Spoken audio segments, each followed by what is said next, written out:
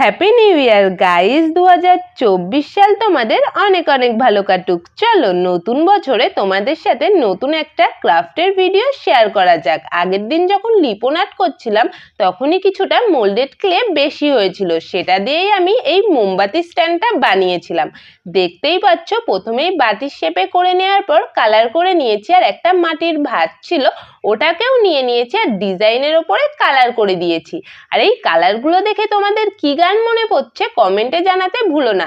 যারা ঠিক উত্তর দেবে তাদের নাম আমি পরের ভিডিওতে নেব। তোমাদের সাথে কথা বলতে বলতে আমার কাজটা অনেকটাই হয়ে গেছে, আর এখানে আমাকে একটু পাগলের মতোই লাগছিল, যেহেতু আমি সকালে ঘুম থেকে উঠেই এই কাজটা নিয়ে বসে গিয়েছিলাম। তারপরে দেখতেই পাচ্ছ কাজটা হয়ে যাওয়ার পর মোমবাতিটাও জ্বালিয়ে দিয়েছি, আর এটাই আমার মোমবাতি স্ট্যান্ডের ফাইনাল লুক। তোমাদের কেমন লাগলো কমেন্টে জানাতে ভুলো না। আজকের ভিডিও এটুকুই, দেখা হবে অন্য ভিডিওতে। Bye bye.